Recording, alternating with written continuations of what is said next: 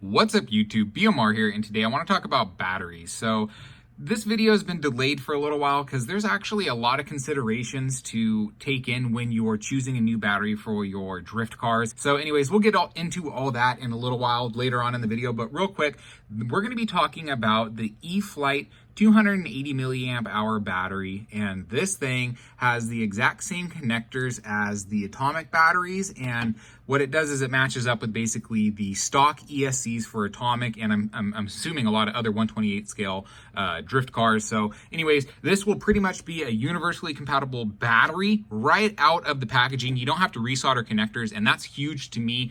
And actually, this was recommended to me by another YouTuber, Self-Made Couch, so I want to go ahead and give a shout out to him because he has some great videos, and he recommended this to me over in the Facebook groups. So he's real active over there, and he doesn't post so many videos here on YouTube, but anyways, his videos he does post are really good, high quality videos. I've watched them multiple times, so I highly recommend going out and checking out his content. But anyways, want to say thank you, Couch, for recommending this battery, because I absolutely love it, and you can get these things on Amazon, guys. So that's the other big deal for why I got this. I think these things are like 20 bucks on Amazon, or maybe it was 20 bucks for both of them on Amazon. I don't know, somewhere in there. So they're a pretty cheap battery, and like I said, they work right out of the package, and that's awesome. But as I was saying earlier, there's quite a few considerations to make when you're purchasing batteries for your drift car.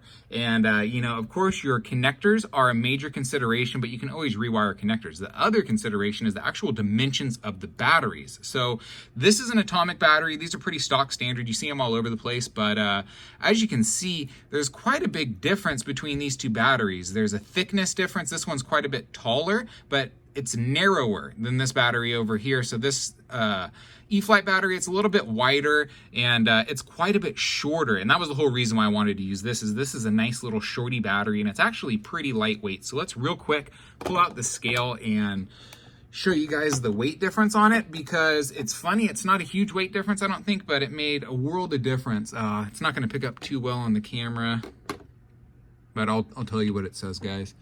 So this is 16.39 grams for this one, fully charged. Both these batteries are fully charged.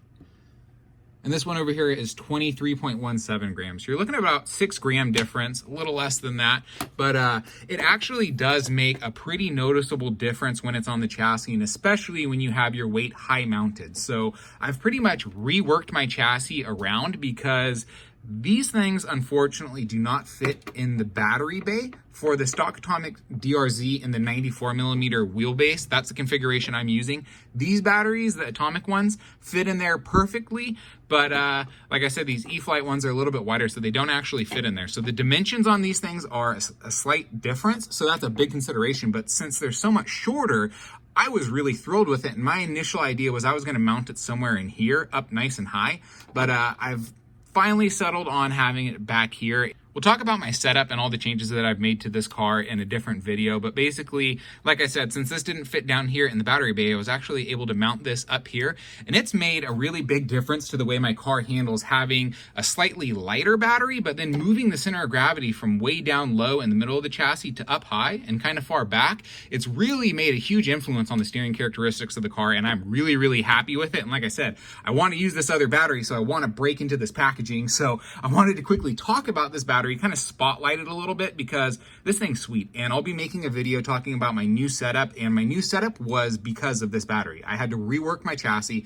I was really happy with my chassis initially, but basically I had to rework it, get a smaller gyro so I could squeeze it under this top deck. And so, you know, we'll talk about all that stuff later, but I don't want this to be too long of a video. But I'm really happy with these batteries. I really like them. So again, thank you, Couch. Huge shout out to Self-Made Couch for recommending this battery. And like I said, guys, you can get them off Amazon. There's a slight difference in size, so definitely note that. But if you're planning on doing some kind of fancy mounting system, either mounting it like in the back, up high, you could probably even get away with squeezing it somewhere up here. It depends on the electronics that you're running on your chassis. I mean, everybody has different electronics, and this one for me It's working really good for my layout, my weight distribution. And like I said, it's a little bit lighter. We weighed it on camera. It's about 3 grams lighter, and I love this battery. So I feel like I'm talking in circles now. So I'm gonna go ahead and wrap this video up. So if you guys have any questions, let me know down below in the comments. You can find these things on Amazon or a whole bunch of different websites. So they should be really commercially available. And so this is basically what your packaging looks like when you're shopping for it. So anyways, like I said, we're gonna go ahead and wrap this video up. If you guys have any questions, let me know down in the comments below. I hope you guys enjoyed this video, and